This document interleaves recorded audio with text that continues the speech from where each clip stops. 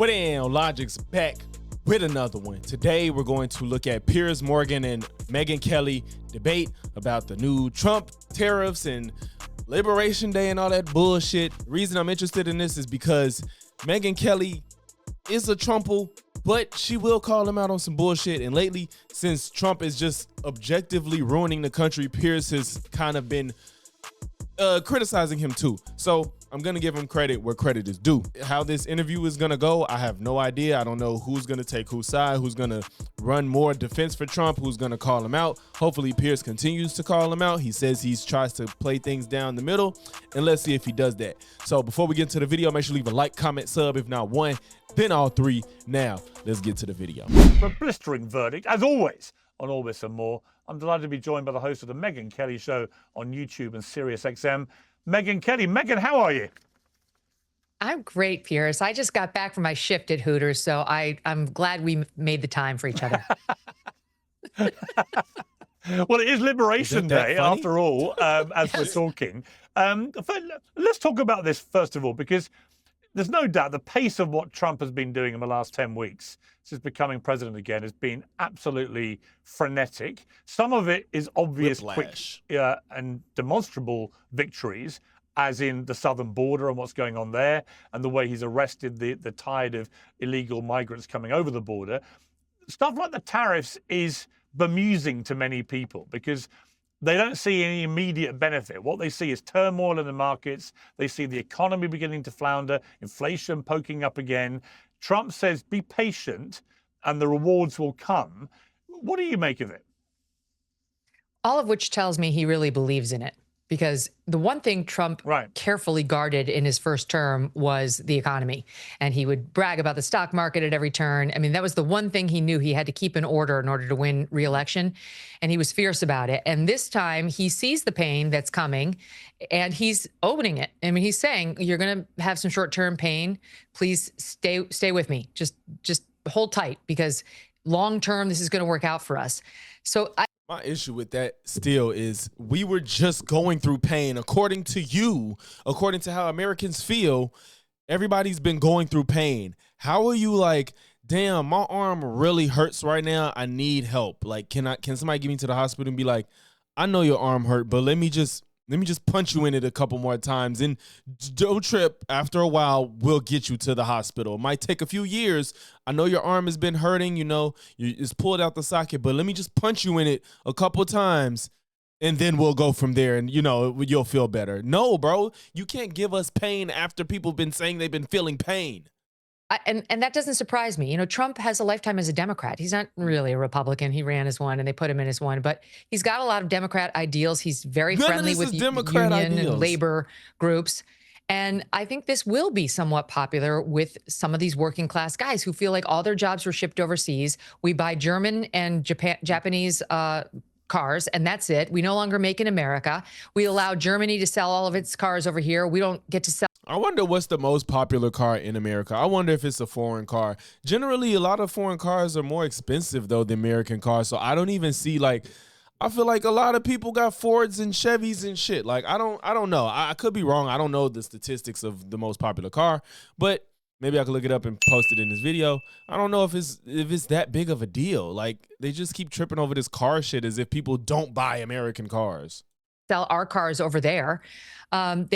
Japan, same, makes it like the regulation's so hard that American cars can't be sold there, but they're sold everywhere here, and it feels unfair.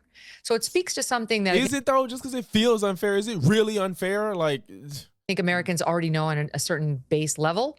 And then you look at like the tariffs he's doing on Canada and Mexico. The New York Times did an in-depth feature on how Trump's tariffs on Mexico have already all but eliminated the fentanyl labs down in Mexico because finally Sheinbaum is afraid of Trump and she understands the penalties will only get worse if she doesn't clean up the fentanyl labs. So now good luck finding one down there. That's the #1 killer of young people in America, fentanyl ODs. So is it? Is it? I don't know. Yes, they're controversial, but they're working. And I think they have the promise to work long-term too. As a lawyer, how concerned are you about due process? And in particular, for example, no one's got a problem with him kicking out serious criminal gang members. But there do seem to be some people, and we don't know probably enough. So to correct the record, she just fucking lied. The leading cause of death for young people in America is accidents, unintentional injuries, particularly motor vehicle crashes, followed by homicides and suicides, which makes sense to me. You know, when young people die, it's usually not because of health issues. It would be like shit like that and not drug overdoses. I wonder if it's even in the top fucking 5. And the number 1 killer of Americans, period, is heart disease. So I could have guessed that. You know, it would be young people don't die normally, and it's usually because of a fucking accident, not fucking drug overdoses. These people just lie and just say shit with no shame. God. To be factually certain about this, because there's arguments on both sides, but some people seem to be slipping through the cracks here. Are you concerned that in the rush to enforce some of this stuff, due process is getting slightly trampled? Does that concern you? Not really. I see this as of course not. All the Democrats making. First and foremost, they opened the floodgates. We had between 10 and 20 million illegals flood this country under Joe Biden, and now desperate measures are required. And that is why Trump is doing what he's doing. And he doesn't get any credit. Desperate measures doesn't mean to hell with all due process. Like, that's not what that means, because you will get even, well, I guess he don't give a fuck at this point. He don't care about praise. Well, he does care about praise. I don't know. This shit is crazy.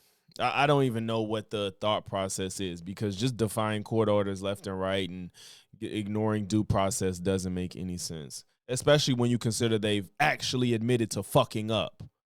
For shutting the border. I mean, we had hundreds of thousands crossing the border under Joe Biden every month.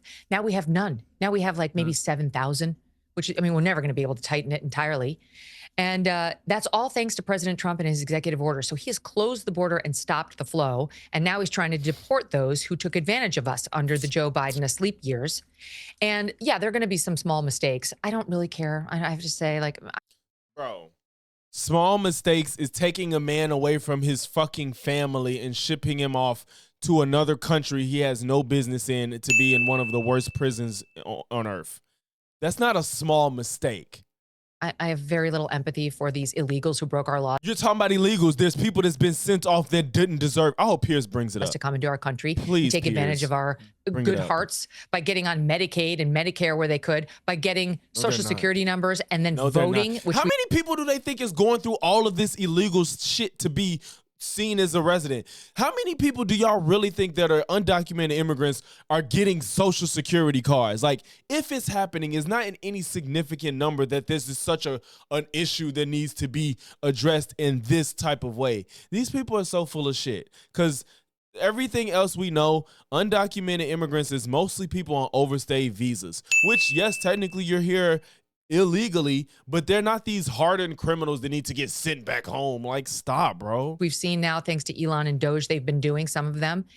And so the ones who I do, the only piece of the Trump deportation program that I do have some concerns about, and I need to research more, Piers, is I don't get why we get to put them in jail in El Salvador. I'm 100% fine with flights to Colombia and flights to El Salvador for that matter too.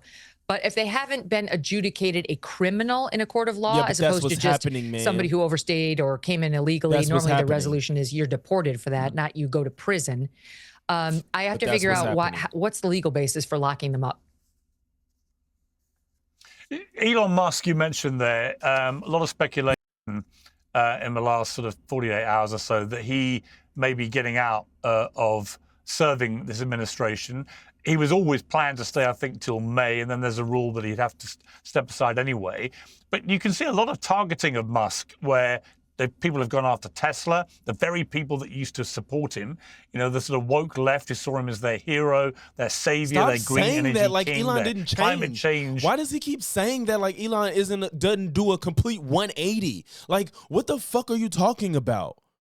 If I loved you because we share common interests, we share ideals, we share a vision of what the country should look like, and you do a complete 180, why are you expecting everybody to still have that same love for somebody? Stop saying that like he didn't just change everything about him. guy, They used to and now love they're him. torching and petrol bombing all his cars because he changed his political allegiance. A, what do you make of that? And B, what do you think about all the heat going on Musk, and in particular, what happened in Wisconsin, where it looked like, you know, the Midas touch he showed in the general election didn't work there? Yeah, he's a special government employee, which means you're allowed to stay for 130 days, but you could be renewed. You either have to leave or you can be renewed. Joe Biden did this with the terrible Anita Dunn. This is the woman who is a comms expert who decided she'd run some Me Too type organization called Time's Up, and she would help any woman who was accusing a Republican. Any woman at all, so long as they were accusing a Republican. But when you had the Tara Reids of the world who came in to say Joe Biden did something to me, she didn't know your name from nothing. So she's a bad person. Anyway, she was a special government employee, and they kept renewing her 130. So he could stay if he wanted to, and if Trump wanted him to. I believe Trump could probably use Tesla's taking too much of a hit for him to stay. Elon's tenure longer. But look, Elon has been taking all the flack. He's been sort of the main fall guy for the Trump administration's big, bold moves. And he took on the most controversial piece of it, you know, cutting jobs in the federal government and cutting departments and cutting pet projects of the left and all the money going to NGOs. And the press coverage of him has been uniformly bad. So nasty. And there are actually very few, even on the right, who are defending him other than in the digital lane, you know, where we are. But like the Wall Street Journal, they're not doing it. The right wing, like the Fox News, is occasionally. But he doesn't really have much defense. So he's been taking fire for Trump. I mean, you could argue that Trump's higher approval rating is as a result of Elon taking most of the barbs. But the other thing is, you know, to be fair, Elon doesn't, I like the guy and I think he's a genius and we're really lucky to have him, but he doesn't have the natural charm that Donald Trump has. And so while controversial, you know, I don't Trump know if these people be believing this shit. Like, charm you, as you know. And Elon, already people resent him because he's a billionaire. Then they resent him because he got political, at least everybody who's left of center. And he doesn't have the ability to smooth it over very quickly and easily with the velvet tongue, the way Trump can, you know, and with humor, the way Trump can. how do you believe? Yes, Trump has humor, but how do you pretend like Trump is this velvet tongue? What specific piece of legislation will you advance? Well, I would do that, and we're sitting down. You know, I was somebody, we had Senator Marco Rubio, and my daughter Ivanka was so impactful on that issue. It's a very important issue. But I think when you talk about the kind of numbers that I'm talking about, that, because look, childcare is childcare. There's something, you have to have it. In this country, you have to have it. But when you talk about those numbers compared to the kind of numbers that I'm talking about by taxing foreign nations at levels that they're not used to, but they'll get used to it very quickly. And it's not going to stop them from doing business with us, but they'll have a very substantial tax when they send product into our country.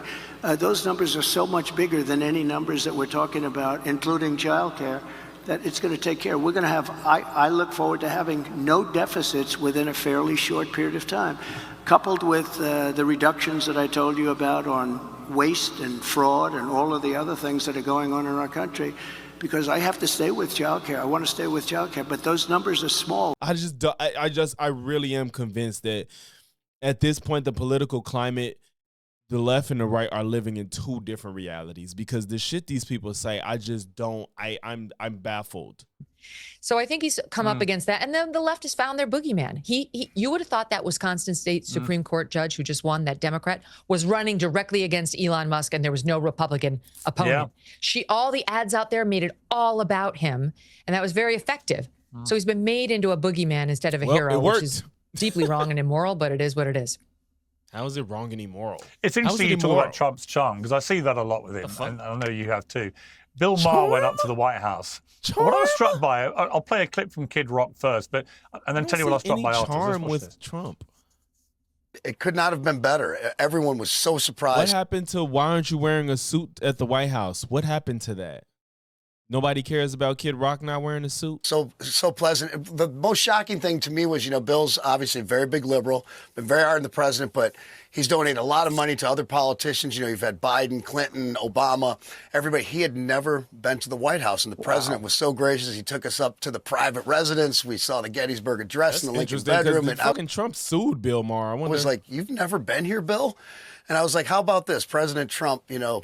Extending this olive branch and we talked about things we had in common, ending wokeness, securing the border.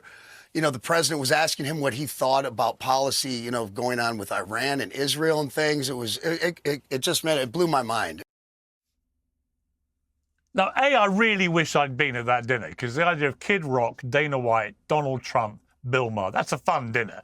But secondly, it's interesting that Maher deliberately went there knowing he would piss off all the wokies, and they're pissed off for bending the knee to Trump. The MAGA crowd are pissed off because they don't think the president should be entertaining dinner at the White House with a man who once said he'd donate $5 million to a charity if Trump could prove he wasn't the spawn of his mother having sex with an orangutan. So on all sides, Bill Maher was copying it, as he knew he would, but he still went. And the thing that really struck me, Megyn, was he'd been a big donor to, I think, to Biden, to Obama, to the Clintons and others. He'd never been to the White House before. It took Donald Trump to invite him there. He's going to act like he's some despite god the for fact that inviting every him. week on his show, Bill Maher hammers him. What did you think of it? Oh, Yeah. gosh. I mean, as you and I both know, Trump is quick to make up with the people he's irritated with, as long as you They show him suck good his dick. humor and good Suck his grace. dick. As long as you don't Suck hold a his grudge, dick. he doesn't hold a grudge. Yeah. I mean, I think we can both speak to Yeah. that personally. Suck his dick. And I think the same is true with Bill Maher. Trump is better at it than anyone. So the question was really, is Bill Maher any good at it? Will Bill Maher be able to go in there and be nice to Trump? And I'd love to hear more about Bill's own experience. He says he'll speak to it on his show this Friday. But that's been my one problem with Bill. Well, I actually, like I Bill. can tell you. Well, he's like you and I he's are. actually doing it. Yeah, well, he's doing it. I think he's not on this Friday. He's on the Friday after, and by coincidence, I'm doing that show, so I'm going to hear it. Oh, good. Sitting next to him. It should be, and I'm I really look forward interested. to watching both of those. I think it was. I think it was a But good here's thing the problem to do. with Bill. So he's it's- been with us on the He's gonna get anti-wokeness his front. leg He's been fighting those together. wars just as long as we have. He's against that latency nonsense for on gender, on the Pierce's show DEI is so stuff. distracting. But with respect to Bill, he has TDS, and it's been rather severe. Trump derangement syndrome. No. And it's been the No. one thing that he just cannot see clearly through. And this isn't long ago. He came on my show just before the election, a few months before the election. And as soon as I, made clear I was supporting Trump, he couldn't even really look at me. He seemed irritated. And I like Bill, but Yes, because supporting Trump is just something that's unfathomable. If you care about people, if you care about this country, if you care about democracy, if you care about rule of law, you can't care about any of these things and support Trump. he really can't stand You can't. Donald I don't care Trump. what you say. So maybe it took somebody as crazy and fun and just loose as Kid Rock to say, come on, why don't you just meet with him for Bill to let the veil down a little and maybe take a fresh look at this guy who's been so demonized by probably everybody Bill knows socially. Yeah, I mean, it's interesting because he'll have Ann Coulter on his show all the time, Bill. He's not like he's against, talking or interviewing with or even dining with conservatives, but he has had an issue with Trump. That's why I'll be riveted to know what actually happened over dinner. Well, I heard the one piece of news I heard was that Bill showed up with a piece of paper that had all the terrible things that Trump had said about Bill Maher on it, and he showed it to Trump, and Trump signed it. I love that. Of course he would. Let's talk about Cory Booker for a moment, because I don't know what you thought, but watching Cory Booker speak for a whole day, 24 hours, let's have a clip of some of it. Would the senator yield for a question? I can't believe he spoke for Chuck Schumer, it's the only time in my life I can tell you no. I did not know. When I saw that he was talking for a long time, I had no idea he was talking for that long. That's actually crazy. I just want to Actually tell crazy. you a question. Do you That's know you crazy. have just broken the record? Do you know how proud this caucus is of you? Do you know how proud America is of you? Talking for 25 hours, bro? 25 hours? Now, part of me was like, what a load of pointless. Yeah, I know. And part of it is very irritating. I completely get that. But was there also a slight method to his madness? Are the Democrats looking for somebody, anyone, who can at least show a bit of fight? And did he do that for their side, do you think? Yeah, I don't want to pretend like this is my thought, because at first I truly didn't understand it. I knew he wasn't filibustering like a bill being passed or anything like that, but I was just like, what is this about? And David Pakman, he basically was saying like it was basically to just garner some type of energy, some type of attention, some type of fight, like Piers just said, some fight to protest Trump, just to get people realizing like we have to, I guess, like he's like, I stood up here in 25 minutes, basically just, I guess, excoriating Trump and what's happening to the country and just putting a focal point on it. It's like, he made a spectacle of how bad this situation is. It's kind of like, wow, Cory Booker just broke what, people like, he broke a record for longest speech ever in Congress or whatever. And it's like, what was he talking about? Why Trump is ruining the country. And it's like, oh shit, what's Trump doing? So I guess it'll bring attention to what's really going on. Fight against what? Do you have any against Trump ruining the country? Idea what he was protesting? Trump. No. Trump. That's what we talked about not the whole time. It's been covered ubiquitously. Nobody knows. Trump's terrible. He's anti-Trump. See? Got it. So, yes. Okay, so it was totally ineffective. Yeah. He's not even filibustering anything. It's not like Trump's got his big initiative he's pushing through right now, and there's only one way for the Democrats to stop it, and that's the filibuster. And Cory Booker was going to take the L. No. There's nothing. There's not a bill on the floor. It wasn't a filibuster. It was just an attention-grabbing stunt by somebody who loves... Who is the king of attention-grabbing stunts now? Don't act like attention-grabbing stunts is above what the fuck you support. That's all he fucking does. To do that. I mean, during the Brett Kavanaugh confirmation hearings, our Supreme Court justice, he went out there and tried to stop him too, and actually said, this is my I am Spartacus moment. And everyone mocked him like, no, Spartacus doesn't say this is my I am Spartacus moment and love me. And that's what Cory Booker's been doing from the beginning, trying to get some sort of attention. And for what? For nothing. That's what the Democrat Party is doing right now. It's darts at the board, darts at the board. Tim Walz is out there holding town halls now. Why? You lost. No one wants to hear more from you. There's no party leader. They're listless. You've got all these Democratic... People still like Tim Walz. Why are you saying it like that? And maybe if he has plans to maybe run, he's got to start now. Trump never stopped campaigning ever. So, like, just cut the shit. Governors over here from Connecticut to Michigan to Maryland, at least Meanwhile, Republicans don't even want to do town halls because they're getting fucking chastised at them and they're trying to avoid them. Out of 3 on the short list for Dem nominee next time around, saying, I'm going to be the one to pay attention to young boys and men. I understand we have a problem with these guys. And what are they doing, Piers? They're going to create initiatives for them to get into teaching. Like, oh my God, not it. Why don't you start by getting rid of your absurd DEI programs, in which you demonize boys and white boys in particular? Like let's start there. Let's get rid of, Women's History Month and Gay History Month and Pride Month. Even my son, who happens to be white, was like, why do the gays get a month and the veterans only get a day? I'm like, yes, good question. I know. There's so much wrong, right, with the way they're doing it. It has nothing to do with the lack of male teachers in the K through 12. That'd be nice, but that's a bonus. It's not. They don't know what they're doing. That's my point. I thought it was quite amusing to watch Gavin Newsom dashing to the center ground and then putting on this kind of completely bemused face and saying, I don't know who was using the phrase Latinx, but that should never have been happening. And then people found about 80,000 examples of him using the phrase Latinx. And then he was saying, obviously it's unfair that biological men are in women's sport. So you think, Gavin, you were one of the main people saying it was fine. It's absurd. He's rushing to the middle with his words only, with fake rhetoric across from conservative podcast hosts he's having on his show. I don't know why he's doing that. It's all fake. So I guess that could last for a little with some, conservatives or more right-leaners who aren't paying attention to the news that closely. But as soon as he runs and he has an opponent and his actual opinions are getting debated on a stage, it will all crumble. The trans thing is really galling because it's like, Gee, if only there were a governor who were willing to do something about it. You know, like he's been against us at every turn on this issue. California is the most radical state after only Minnesota. Tim Walz's crazy Minnesota.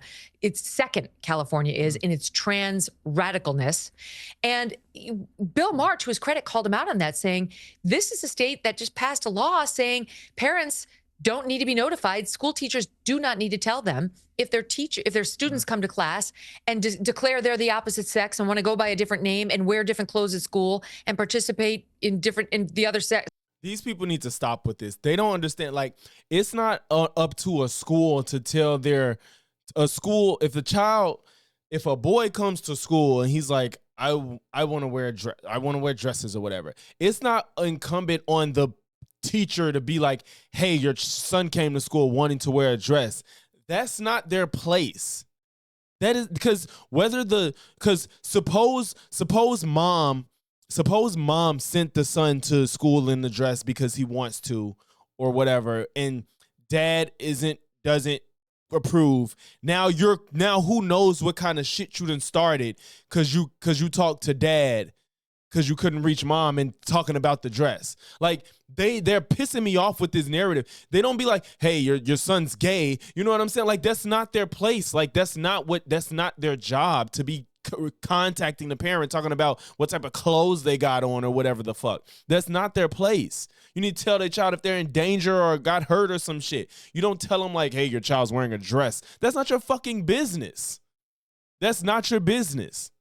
And you shouldn't be okay with other kids making fun of them for it or some shit like that. That's what you need to not allow. If a kid, even if it's not a fucking dress, if your kid come to school with clothes that's too fucking big, unless it's a hazard to them or something, you know what I'm saying? Like, you ain't be like, hey, you need to get a shirt that fits. Like, it's stuff like that. Like, that's not your place as a teacher. That's not what you're there to do. Is try to dictate the lifestyle of those kids. You just want to make sure that they're safe.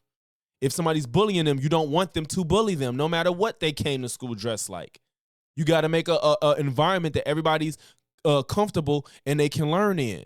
Your job ain't to contact parents about what type of clothes they got on or how they want it, or if they want to identify as the opposite gender that they are, because that's not your position. You're not there to assess that shit. You're there to teach them.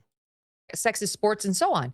And he defended it. Of course he defended it because he signed it into law. He's a sick person. He's just as vain as Cory Booker. This is all an exercise in vanity for him.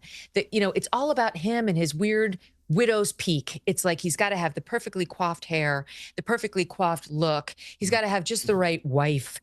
I feel like this is just how you feel. Like, what the fuck? The man just living his life. The women are attracted to Gavin Newsom, so all you're doing is giving up the game, girl.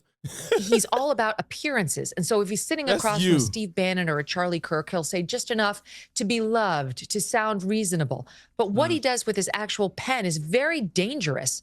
So I hope he does run. And I hope we get a really smart person, J.D. Vance or someone just like him, to explore. You think J.D. Vance can beat Gavin Newsom? I don't want Gavin to run. But if they had a presidential race of Gavin Newsom and J.D. Vance, I don't think there's any reality that J.D. Vance could beat Gavin Newsom. There's no way under the sun. Infuriate him. I don't care if you're a Republican or not. You know that's not the race you want. You don't want J.D. Vance going again. He was the least popular person in this election. Least popular than Trump, Kamala, and Walz. Stop. Probably more or less popular than Elon before Elon got to ruining shit. By doing nothing other than mentioning his own actual positions and legislations. Could we have that person be Donald Trump for a third term? Stop talking about this shit. No, we cannot. I love Alan Dershowitz. I He's think the smartest he might be serious. No, he might be. I agree. We had a debate on this on my show because my producer was like, I think we need to write in that he's trolling. And I said, I think we could write in he might be trolling. I'm not comfortable with he is trolling. He doesn't do very well leaving office. I think we've seen that. And so I'm not sure how it'll go after the end of this term. I think he will leave, but I think he'd love to stay. for a third term. You know, he said, I love working. He loves the job. His oxygen is attention. There's no better job than what he's doing now. And he happens to be very good at it. So I'm sure he is sad that there's this prohibition. But Alan Dershowitz, professor of constitutional law at Harvard for 50 years, did an in-depth look at this and said, while it's not quite as crazy as the left-wing media would have you believe, there actually is a long and convoluted way to do it. It's a very long shot and not likely to happen. So don't put the smart money on Trump 3.0. I mean, nobody would have put smart money on Trump the first time around. I think I was one of the lone voices. Right. Not really. I wouldn't even say that. The first time around, people was just like energetic for some shakeup with politics. It's like, oh my God, a celebrity running for president. It felt like a big troll. I feel like Trump's first run was like a big troll. Said he was running back in 2015. I wrote a column for the Daily Mail saying, I wouldn't be laughing quite so loudly if I were you. Trump has a way of having the last laugh. But I was in a very small minority. So I would never rule anything out with Trump. And you knew him. You had the advantage of knowing him, which gives you like an inside edge on what he does to people, you know, how he really can charm you.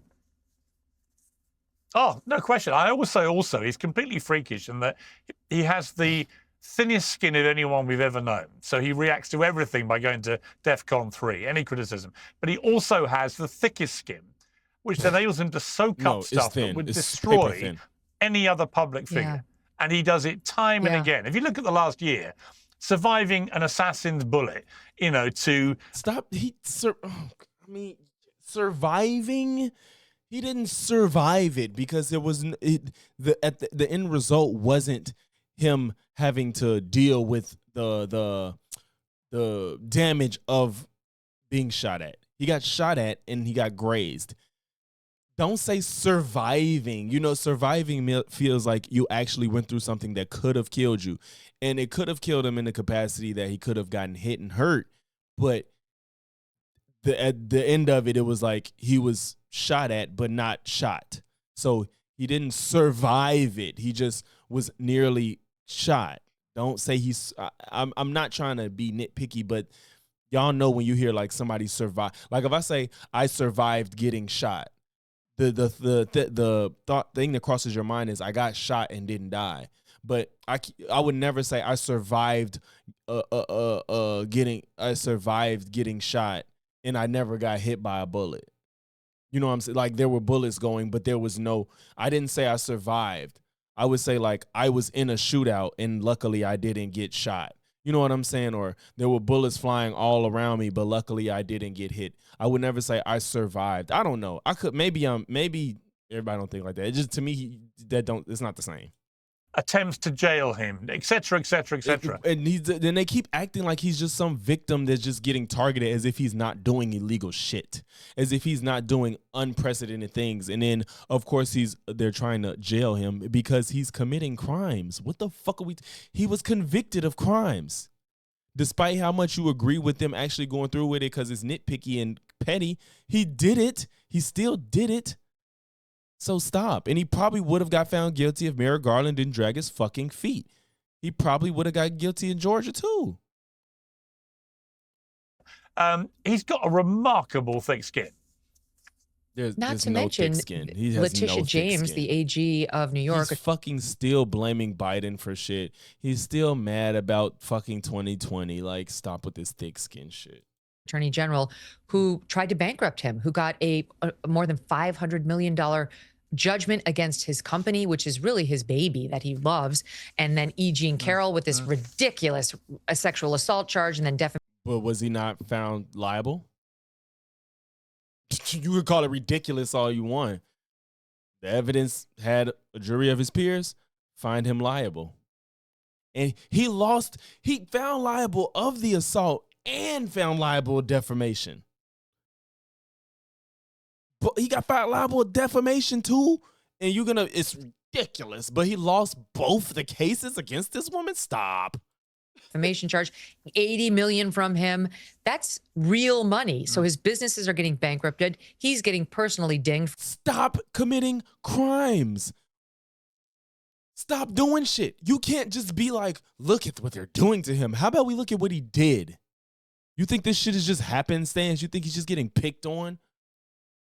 Especially if he's actually losing this shit. Obviously, there's some merit to the shit. I'm not saying the justice system gets it right 100% of the time, but I am saying there's a consistent denominator in all of these Trump affairs. He keeps having unprecedented things happen to him. Maybe it's because his behavior is unprecedented and unbecoming of a president. For almost $100 million. They're trying to lock him up, and he never doubted it. He never had doubted his ability. Don't say he never let it get to him, because you couldn't say no shit like that. Ability to win those cases eventually, to keep himself out of jail, all while running for the most important. He asked the court to say, I'm not guilty of anything because I'm the president, so I can't be guilty. Biggest job in the world. And he did it. You know, when he was young, he went to the church of Norman Vincent Peale, who wrote The Power of Positive Thinking. And if you read that book, you will understand Trump very well, because he just doesn't. Can't even fathom being in a position where I would glaze somebody to this extent. Like, I don't, like, even people like Michael Jackson, who I defend to no ends, and like, I'll defend Michael Jackson, Eminem, and Chris Brown. Those are people I defend that I've known, that I know have done things that that's hard to defend. But when it's hard to defend, Eminem, he ain't really did nothing super hard to defend. But I defend his rap legacy. But Michael Jackson, Chris Brown, they've done things that's kind of bad and that's bad in their history. I don't try to act like they play up everything that they see as good. I'll just defend their art. As people, they be trying to act like Trump is this God savior that's just here to protect all Americans and have done these great things. And it's just, this glazing is weird as fuck. I defend people like Michael and Chris because of their music and their talent. But like, I'm not going to act like they're upstanding people that are just here to serve the greatest gift to everyone, because that's not what it's about. Trump is a shit person. Just say you like disruption. Just say you like chaos, because all this, he's done this, and like, all this shit is just, it's fucking just making me want to throw up. How you can glaze somebody that's clearly dysfunctional to this extent.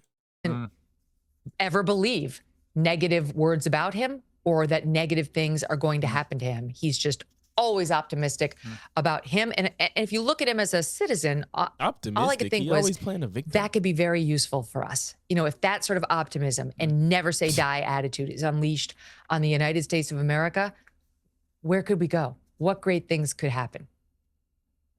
I agree. And I think when he punched the air and said, fight, fight, fight, when he got shot, that probably won him the election right then and there, because people, whether they liked him or not, you could not watch that and not conclude that guy had unbelievable personal courage in that moment. It was incredible. Let's talk about Hooters, Megyn.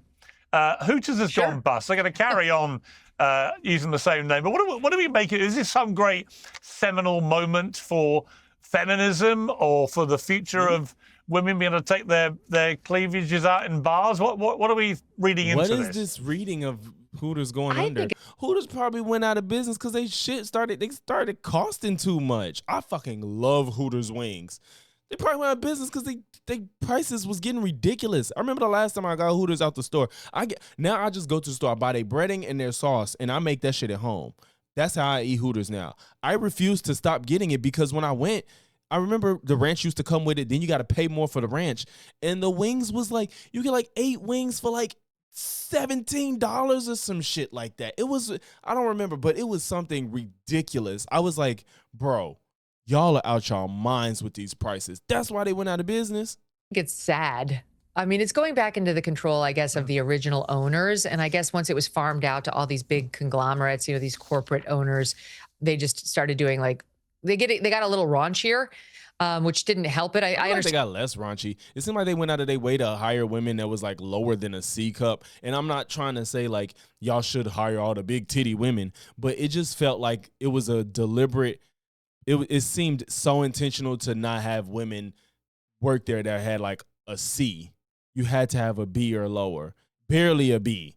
Like, it just seemed, I just noticed, I'm like, Hooters, you know what they known for, but it just seemed like all the women never had some Hooters.